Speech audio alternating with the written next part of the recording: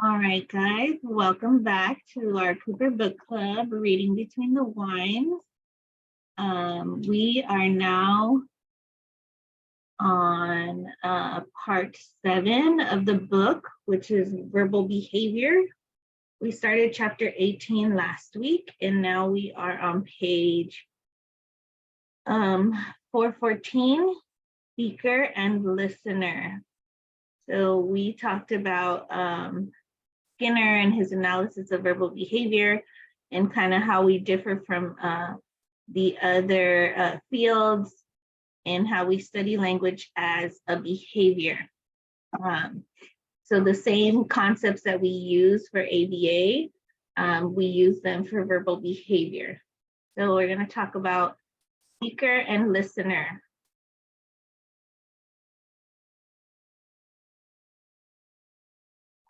The behaviors of a speaker and listener are controlled by different but interlocking contingencies. These contingencies and the behaviors they establish and evoke are simple at first, but rapidly grow to become more complex. So Skinner provides separate accounts of speaker and listener behavior and terms their interactions as verbal episodes. In a verbal episode, a speaker emits any type of verbal response in any form. So it can be speech, sign language, eye contact, and then the listener serves as the audience for the speaker. And they're the ones that provide reinforcement for a speaker and responds in specific ways to the speaker's verbal behavior.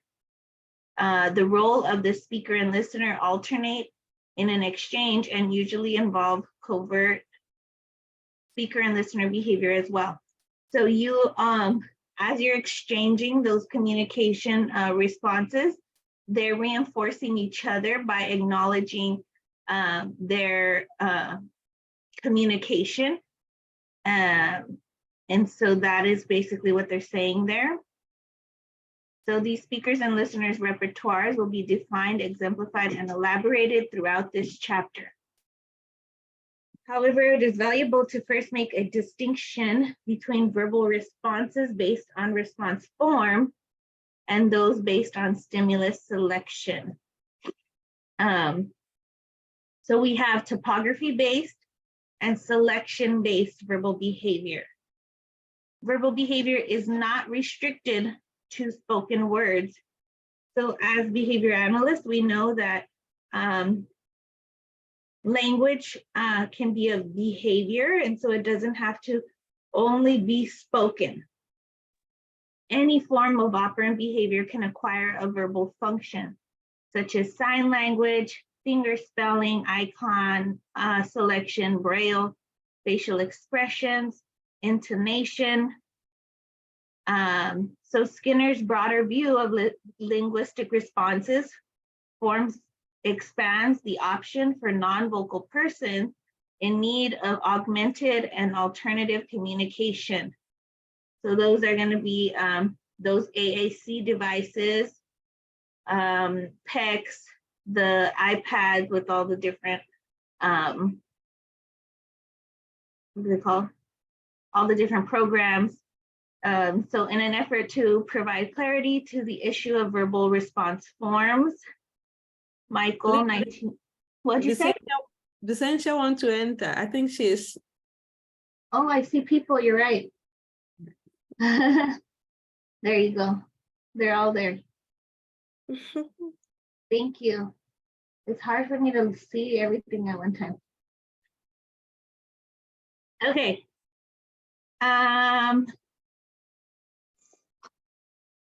So we have sign language, speech, text, tablet-based icon programs, picture exchange. And then we have topography-based. The unit of verbal behavior can be described as an increased strength of distinguishable topography given some specific controlling variables. This category of verbal behavior can include speech, sign language, writing, fingerspelling, and other response forms in which the listener is affected by the speaker's specific response topography. For example, if a child wants to play with an iPad and signs iPad, that response form informs the listener of relevant motivation, allowing for specific delivery of specific reinforcement, the iPad. Had the child signed cookie, that topography would inform the listener that a different motivator and consequence are involved. So when we're studying verbal behavior, you always want to look at the ABCs. And as you know, if it's a man, the antecedent is always going to be motivation, and the consequence is going to be whatever it was that they asked for, right? But if it was, we were teaching them how to tact, the antecedent would be some type of visual stimulus. They say the word, and then the consequence is not going to be directly related to the antecedent. So I'm not going to give them the airplane when they tact airplane. I might just acknowledge the fact that they said airplane, like, oh yeah, that is an airplane, good job. So it's very important that we know the antecedent and the consequence role when teaching all of these different verbal operants. Selection-based verbal behavior. I'm sorry, Selena, what chapter we on? I'm sorry. We are on chapter 18. We're talking about verbal behavior. Okay, gotcha. I think it's page 414. Selection-based states that the unit of verbal behavior can be described as an increased control of the pointing or selecting response by a particular stimulus as a result of a different stimulus or establishing operation. For example, the same iPad requested exemplified above could occur by selecting the iPad icon from a comparison array. The selected icon also informs the listener of relevant motivation and allows for a delivery of specific reinforcement. So selection-based, they're making a selection based off of maybe multiple icons or multiple pictures. So that's what they're talking about, selection-based verbal behavior. By pointing or selecting a response and then getting that as a result.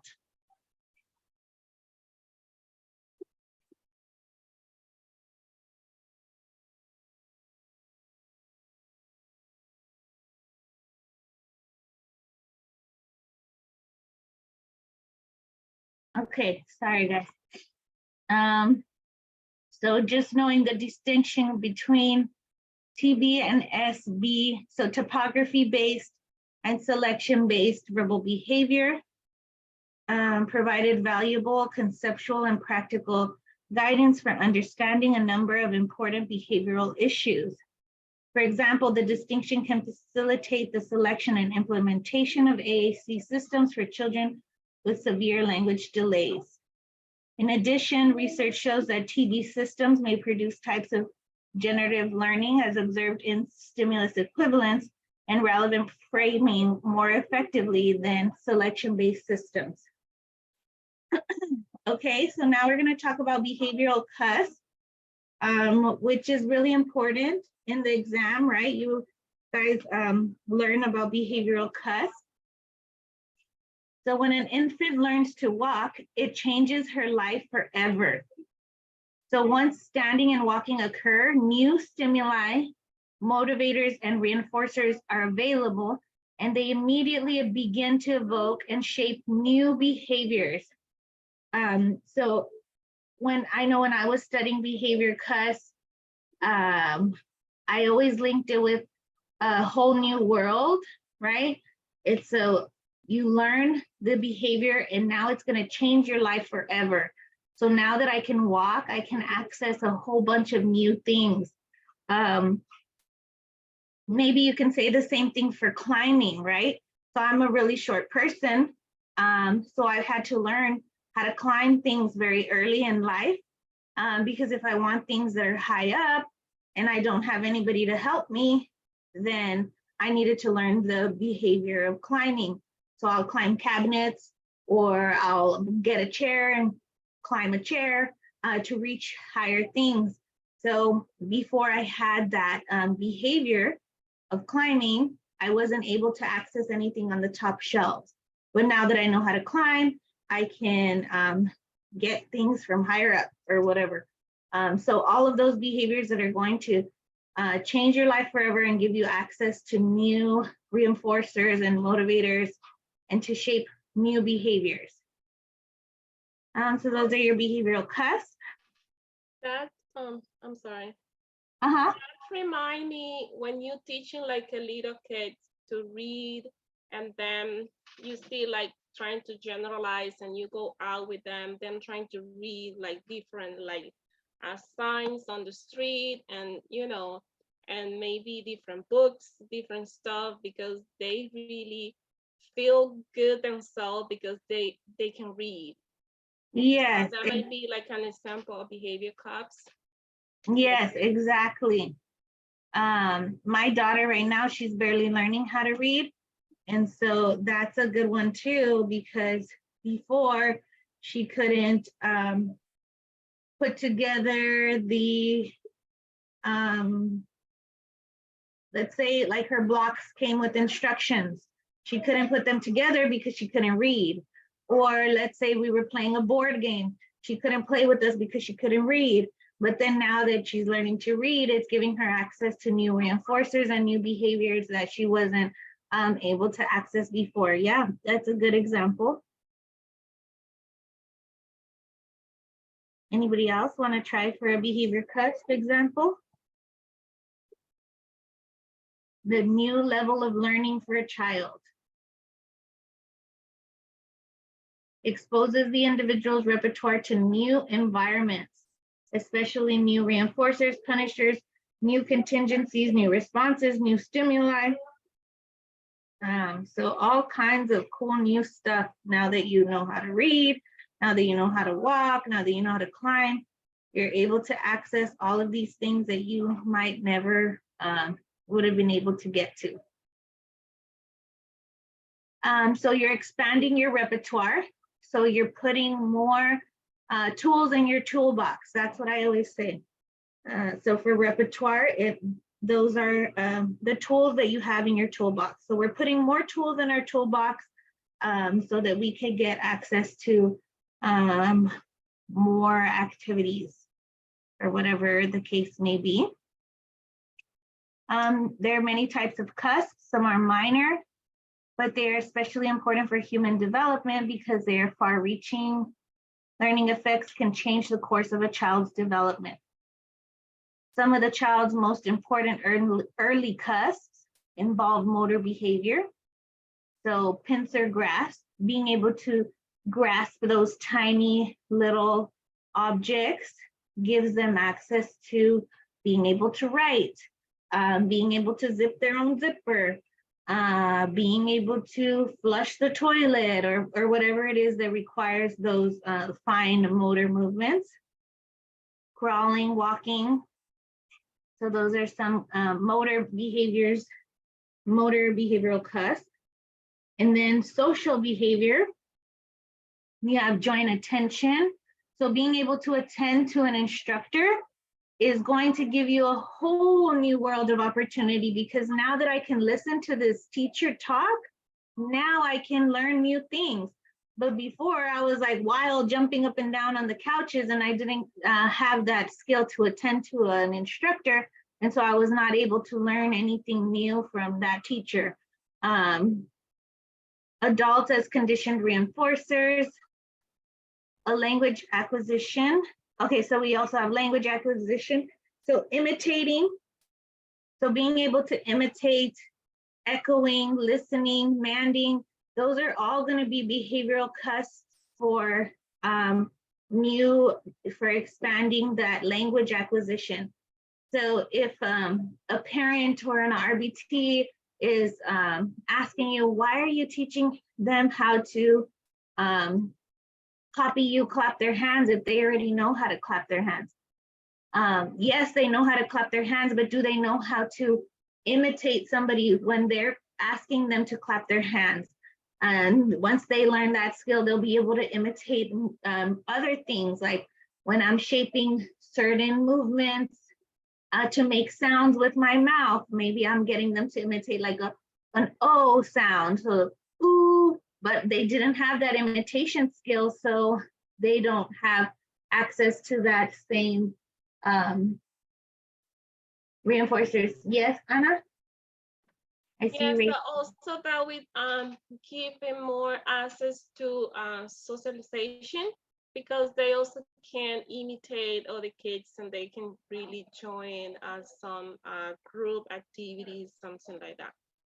Yes, So, exactly. It has so many benefits. mhm. So not only for language acquisition, but also for social behavior, like she said, because they're able to imitate their peers, or maybe they're in a situation where they don't know what to do, and then they're just like, okay, well, let me just follow what everybody else is doing, and then they get invited into the game or whatever the case may be, because they You kind do of. that. I mean, I do that most of the time when I'm in the place that I don't know what to do, so I just follow somebody else. Yes, exactly. That's really funny. But yes, we have to have those behavioral cusp, or those what do they call them? Like the before skills. My pregnant brain. Okay, I'll just keep. Prerequisite? No, I said my pregnant brain, because I'm like forgetting all the words. Prereq, yes, prerequisite. That's the word I was thinking of. You have to have the prerequisite skill in order to learn the rest of the skills. Yes, thank you, Anna, for helping me. Okay, so it's important to distinguish between the acquisition of a cusp and the facilitative effects of the cusp itself. In acquisition, the elements of a cusp are gradually established, but new consequences produced by the cusp only become available when the cusp is achieved. For example, approximations to crawling are gradually shaped, but only when crawling is successful does its far-reaching consequence begin to affect an infant's behavior in a more powerful way. Automatic reinforcement obtained by crawling to a different room. So a lot of times it takes us a long time to get to where we want to be. And so we use like those small little splinter skills and shape our way to wherever it is that we need to be. And sometimes it can be frustrating for the parents because they want to see results right away. And that's not necessarily how it always happens, depending on the child and their skills. So not until they actually learn to crawl are they going to be able to reach those, what they say here, far-reaching consequences. So sometimes it might seem slower, but as long as you're still making those little steps, I always say that you always want to celebrate even the small victories, because you're getting somewhere. We just have to give them some time based off of where they are. I always tell people, you have to meet them where they are. We're not just going to push him past 10 steps if he doesn't have the ability to do so.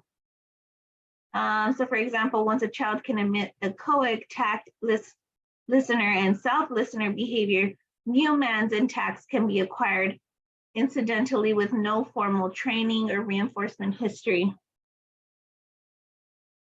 So there's like steps, there's levels to everything that we do. Okay, so then they go into the elementary verbal operants and listener discrimination.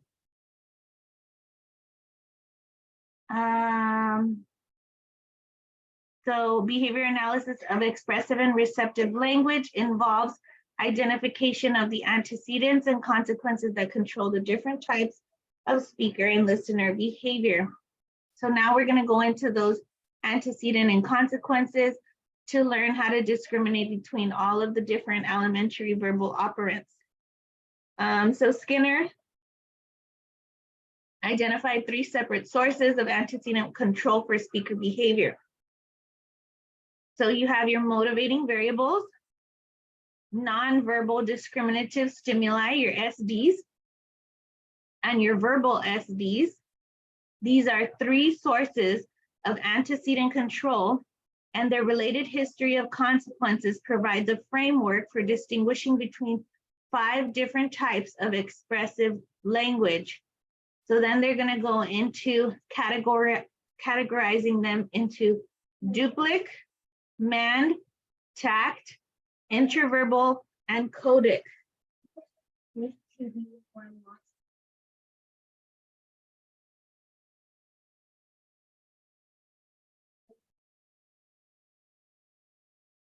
Okay, so these are going to be our 5 different basic components of Skinner's taxonomy of elementary verbal operants.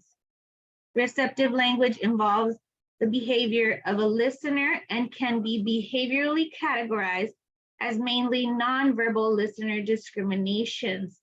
So receptive, who can tell me what receptive language is?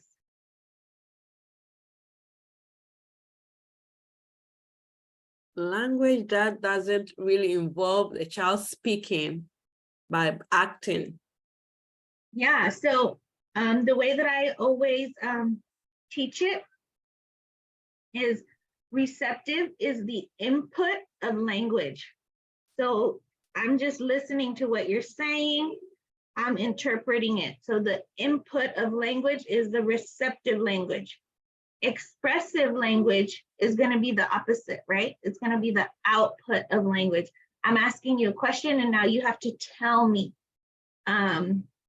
whatever the answer is. Receptive was just you thinking about what I said and then maybe pointing to something.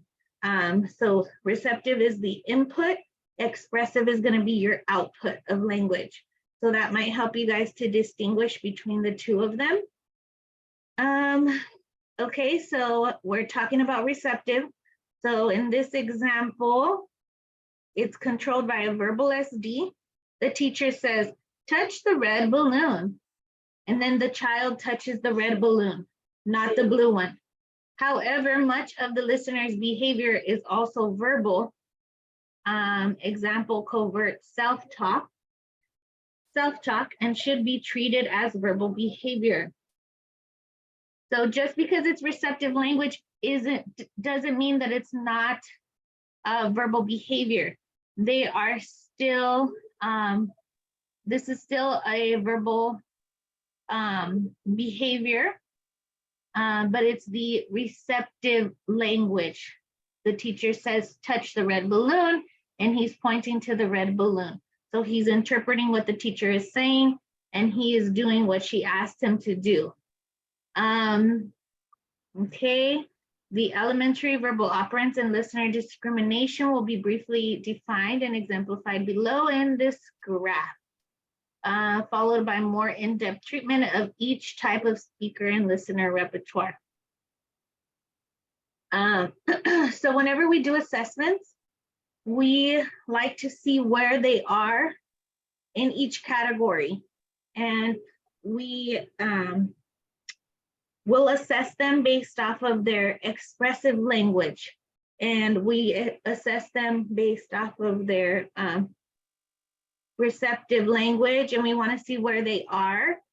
A lot of times the receptive is really low because they're not really understanding what you're saying.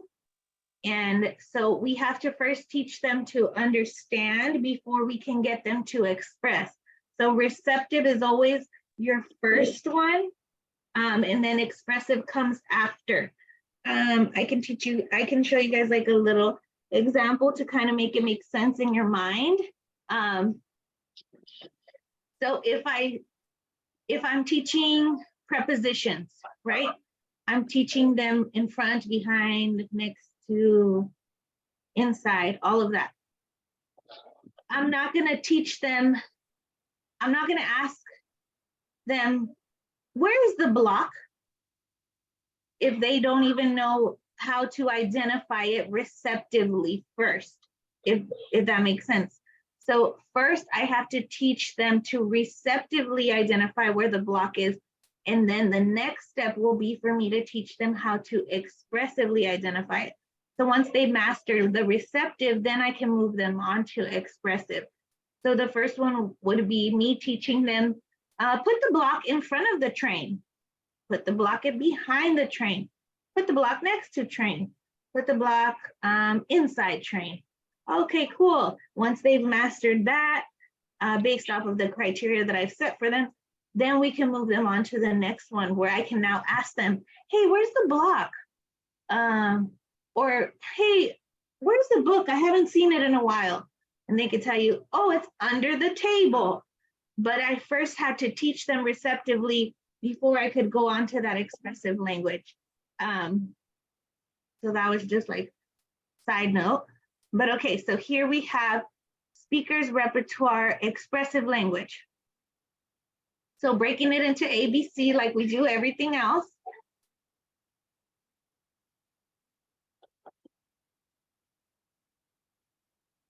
Okay, so we have antecedent variable, motivating operation, value of being pushed is high. Behavior, we're manding, saying push. Listener mediated consequence, specific reinforcement is given, so they are pushed. So in a mand, like I told you guys, right? The mand, the antecedent and the consequence are directly related. I'm going to ask you to push me, and as a consequence, you're going to push me. So those are directly related when we're talking about manding.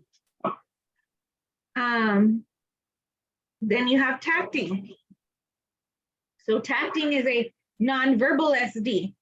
I see some snow, so then I say snow, and as a consequence, because now I'm learning to tact, it's not directly related with my antecedent. Instead, it's going to be a generalized reinforcer, which will be praise or approval, like, yeah, good job, that is snow. But we're not going to give them the snow because they're just learning to tact it. So it's very important, very, very important that you know the differences and that your technicians know the difference. Because if I put in a manding program and then they master manding, and then now I'm introducing tacting, and I say, what is it? And then they say ball, and the technician gives them the ball, they messed up the whole program. That's no longer teaching them how to tact. You're now teaching them how to man.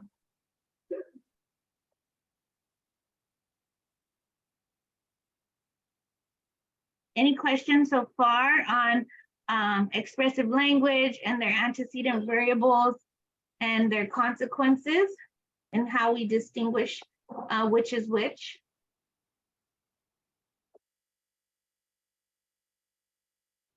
Not yet, okay. Okay, so then we have duplic. Duplic is gonna be those echoic, motor, imitation, copying text, saying bear. So this, I don't know if you guys have ever heard it like this, but they call it point-to-point correspondence. Who has heard that?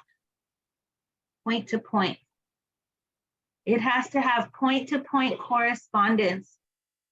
So in this example, our antecedent is going to be a verbal SD with a formal similarity to the response. So hearing bear. And then you are going to either echo it. Saying bear. Okay, yes, saying bear. So you hear the word bear. So then you say bear. Your consequence is not going to be directly related like it was with manding. So if I say bear, and then P says bear, my consequence is going to be a generalized reinforcer. So that one is going to be, yeah, good job saying like me, or something like that. but it's not going to be a bear or anything to do with the bear. But you want to make sure that if you are teaching an echoic, that it does have point-to-point correspondence. Any questions? Motor imitation also has point-to-point correspondence. So if I say, do this, then you need to do this. If I'm teaching you two-step motor imitation and I say, do this, then you have to do exactly what I did. That's why it's very, very important. This is another one of my like pet peeves is when you're teaching object motor imitation, you have to have two objects of the same thing in order for it to be a correctly run program of object motor imitation. So I've seen a lot of people do this, and it might just be because like your clinic is running low on supplies, or you lost the car, and so now you're like, oh well, I got to do what I got to do. But that's not true object motor imitation, because let me see if okay, I know I have two perfumes here. So let's say, because you know how they do those where it's like they tap the blocks together or something like that. And so you're like, do this. He needs to have the exact same set of things so that immediately following my SD, he is able to pick his up and do this. But if I say, do this, and then I give it to him, in order for it to be a true motor imitation, he would have to do this and give it to me, which is not what I'm trying to teach him. So you just have to be very careful and very specific and strategic when it comes to stuff like that, because if you're really trying to teach true motor imitation, it has to be point to point. So that's just one of my little Selena pet peeves. So making sure that you have two of the same thing if you're trying to teach them those object motor imitation, so that it could be a true point-to-point correspondence. And then you say, yay, good job, that's doing it like me, or whatever the case may be. And then they're saying that copying text. So if I do this for my daughter because she still doesn't know how to read and spell yet, but sometimes she's like really reinforced by checklists. So she's like, okay, mom, tell me what we need to buy from the store. I'm like, okay, you need cheese, milk, bread, blah, blah, blah. And she's like, I don't know how to spell that. I'm like, okay. So I'll write it down for her really quick, and then she will copy what I wrote down and then take it with her to the store so that she can highlight them off. So that would be a duplicate or point-to-point correspondence of my list to her list. And then her reinforcer is not going to be directly related. It'll just be like, yay, good job. Or maybe the fact that she collected all the items and was able to highlight them off is reinforcing. Or I'm just like, good job, baby, that looks so pretty. You made it just like mine. Or something like that, but I'm not going to give her the list that I don't know. You guys know what I mean. I'm not going to get too crazy. Okay, so then you have codic. So verbal SD with no formal similarity, but with point-to-point correspondence. So seeing a dog, written or hearing dog. And so then the codic behavior is going to be saying dog or spelling dog. So now they're point to point, but with no formal similarity. Whereas the other one, it had formal similarity and it was also point to point. So for the codic, they see a dog, so then they say dog.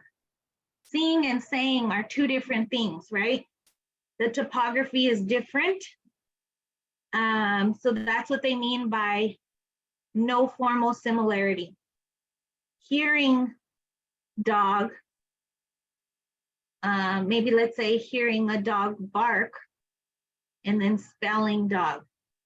No formal similarity, but they do have point to point because they're both dog, or something like that. Or okay, let's say hearing the word dog and then spelling dog. So hearing and spelling are two different things. So they're not sharing the same form, if that makes sense. And then again, our consequence is going to be generalized. It's not directly related like the way that it was with manding. Okay, and then you have intraverbal. So intraverbal is going to be one of the more advanced verbal operants. So this one is going to have no point-to-point correspondence, right? So if I say, how are you? And you say, how are you? That's not an intraverbal, right? Because that was just an echoic, and that was not the same as teaching an intraverbal. So an intraverbal has to have no point-to-point correspondence. So if I ask you, how are you? You would say, I am fine. Or, I'm not doing too well. Thanks for asking. Or in this example, it's like, what time? What time is it? And then they say, it's 10 a.m. So those are going to be those more advanced verbal operants that start becoming more natural conversation-like. And the generalized reinforcer is going to be the acknowledgement of the other person. The fact that they even said anything back to you, and then you guys going back and forth, that's where it starts to become that generalized reinforcement of us just having a conversation together, because I'm a Gemini and I really love to small talk with people because I just love talking to everybody. So it's reinforcing to me when somebody responds to my random conversations, because that's reinforcing to some people. But then you also keep in mind that's not reinforcing to everybody. Some people don't like that. I like how you added that.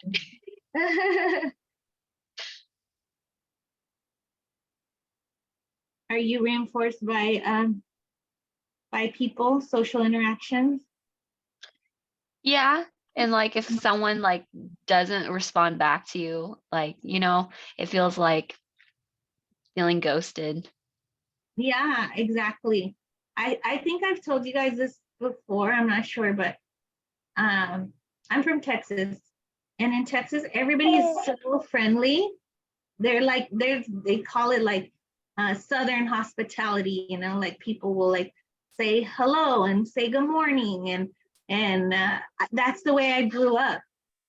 And then I moved to California, and over there, if you like say hello to somebody, they'll like clutch their purse and run away, or you know, they're like, why are you talking to me? So it's kind of like that, I guess. Some people are reinforced by conversation, other people are scared. Oh my God. Yeah, there's a big difference in like the surroundings for sure, like crime rates and stuff. And like oh, how many churches are around? Oh yeah. So that can go, we can go like super deep into it and go back to antecedents and how the environment affects our behavior. Yeah, Right? and the words that we choose, the verbal operants. Exactly. And those are things that like come natural to typical developing people, I guess. And or maybe not to everybody, but for our kids, those social interactions can be really hard. So we have to challenge ourselves to like break it down very, very strategically and be like, okay, well, and teach them all the other things like, oh, well, if she's looking at you and smiling, then that means that she wants you to continue talking to her. But if she is looking down and trying to run, then we should probably stop or something like that. But yes, so verbal, That would, I think that would help a lot of misunderstandings. breaking it down. Yeah, for like just anything like dating faux pas and stuff, you know, like even for guys like that are just tall, and you know, like I think that especially being a man, there's just a lot of there's just a lot of things in the environment that could be misconstrued as violent, aggressive, or something, and vice versa, I guess. Yes. I actually have had an older client recently, and it's been a challenge to try to teach kind of like social cues and all of that, because they're like things that you don't really think about.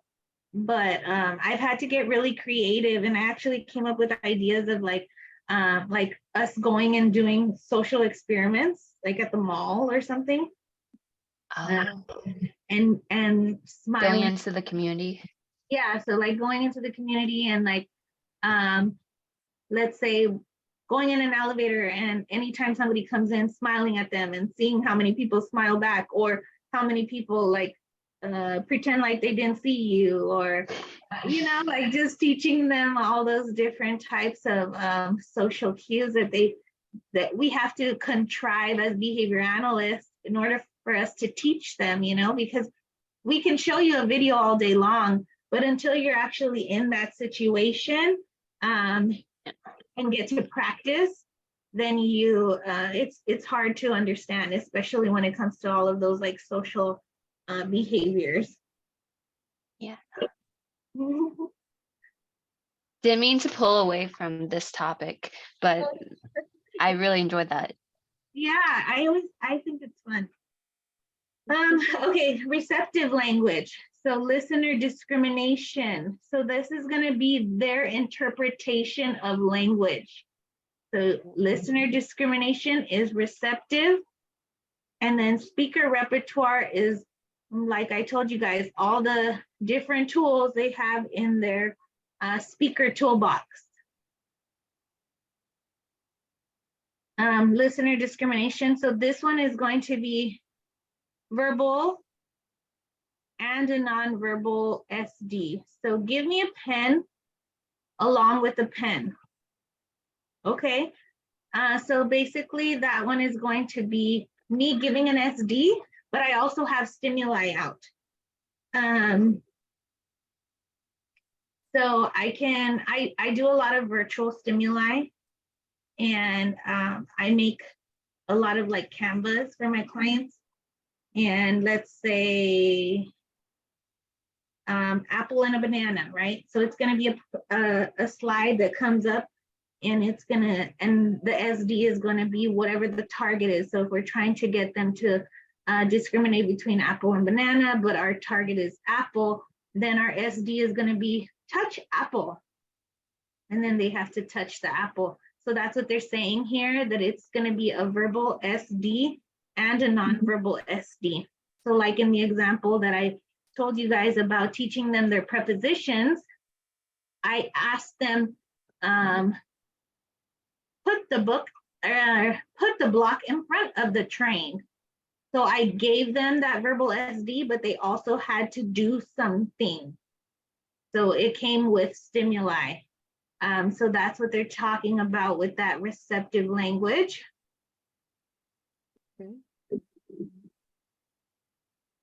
Okay, so I think that just by reviewing this chart, we pretty much reviewed all of the stuff that's coming next. So for a man, someone asks you for a drink, you give them the drink. And so manding doesn't always have to be tangible. Who can tell me an example of a mand that is not tangible? Stop Stop. is, yeah. Yeah. Telling them to stop and then they stop. Is that a man? Yeah, you could tell somebody stop, please, and then they stop. Yeah, that's a good one. What was the other one? Somebody said something. I think asking for what time is it? What time is it? Yes, perfect. That was kind of what I was looking for. Demanding for information. So I'm not always trying to get something from you. I might just want to know something. So I'm just demanding for some information. So, hey, what time is it? Or maybe I'm lost because I get lost all the time. How do I get back to the freeway? And so then somebody points me to where I need to be. So demanding doesn't have to always be tangible, but again, your antecedent and your consequence are always going to be directly related. So because I asked you for directions, the consequences, you give me directions. Because she asked you to stop, the consequence is going to be stop. Demanding for a break. So you're placing a lot of demands on me, and I'm one of those people that doesn't like so much social interaction. This is becoming overstimulating, and I just need you to back off. So I need a break. And then as a consequence, you reinforce the fact that I just functionally communicated with you that I needed some space. So as a consequence, you're gonna give me some space. And it's really important that when you guys are teaching those skills, that you're reinforcing them immediately following the behavior. So if I'm trying to teach someone to ask for a break, but I only give them a break every once in a while, then it starts to confuse them. They're like, well, I thought the lady said that when I ask for a break, she leaves me alone, but it's not always, it's only sometimes. And so then that's where you start getting all the behaviors because your contingencies are not clear. So just making sure that they have truly mastered it before you start working on other things, which is like accepting no or all of that other stuff, but focusing on the one thing that you're trying to teach first, mastering that, and then moving on. Yes, Anna raised her hand. I really want to know what type of demanding is, and when do you think we can teach? When you're trying to teach a kid to answer yes or no for something, like Yes, you, yes or no is hard. So yes or no, that one, I wouldn't teach yes or no right away because a lot of times they don't even understand the concept of yes or no. yeah. So that one, I would give them some time and have learned some other prerequisite skills before I teach them to respond to yes or no. So I would more so teach them to specifically tell me what they do want before I start teaching them to discriminate between what they do and what they don't want. So I would focus heavy on demanding first before I introduce yes and no. Because yes and no is a really hard one to teach. And a lot of times, like when you're teaching yes and no, then they just stick to one thing. They're like, do you want this yes or no? And then they always just say the last thing that you said, no, even though maybe it was yes. Some kids that they have echolalia behavior, they just repeat yes or no, and then they might engage on what you say, scrolling behavior, and then you don't know what is. Yes, exactly. So especially someone who has echolalia, and then also if you notice when you're teaching yes or no, if you say, do you want this block, yes or no? They always say the last thing. Yeah. So they'll say no.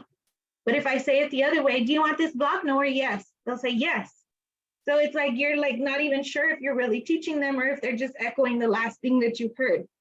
Yeah, that's correct. When I teach yes or no, I try to make it something very tangible in the beginning. I'm trying to think, like, because I have a whole system where I like fade it out, but I don't But remember. teaching yes and no on the which category go is go like what type of manding is this? Because I have difficulty like identifying like under which category this go, like yes or no. That will be an intraverbal because I say, do you want the car? And they say, Okay, yes. okay, that makes sense. Yeah, I don't know if I would put it under mand because it's not always directly, or maybe you could call it a receptive language, but I wouldn't call it a mand because you're not always asking for something. You're not always asking for something. Yeah, that would just be a listener response. That wouldn't be That would be ideal introducing with some prefer like snack or something like that. Like, do you want goldfish or do you want like something like two different that they already can discriminate because yes, that would be teaching discrimination, and a lot of our kids don't have that skill yet. So I would get all those prerequisites first before I start teaching them a listener discrimination. Yeah, thank and you. I always try to make sure that I do it. I'm trying to think the way that I do it, but I think I do it with activities first. So like, for example, let's say slide and trampoline. I'm trying to remember. So let's say we have a slide and a trampoline. Do you want to go on the slide? And then they say, yes. So then you take them really quickly to the slide. Or you can also do it with tangible things. Do you want car? Yes. So then you give them the car. Do you want car? No. So then you put it away. So you have to always make sure that you reinforce based off of what they said so that they start to learn to discriminate. But yes, that one is a more advanced skill, and it will be harder to teach. So I would stick to all of your elementary verbal operants first before you start trying to teach yes and no, because you might accidentally be just it'll be getting like the incorrect stimulus control. Like maybe, like she said, in a COIC, they're just echoing the last thing that I said. They're not really learning what yes or no really is. Okay, I educate to not repeat the SD because I have a little boy, he'll repeat the SD anyway, but he'll be able to differentiate what he wants. Okay, I'll tell you guys, but let me end the recording. Hold on. Okay, so we'll stop there. We ended on the elementary verbal operants. We learned about manding, tacting, duplicodic, intraverbal, and receptive language, listener discrimination. And so we will pause and we will pick up on what page? 417. 417 next week, okay? Mhm.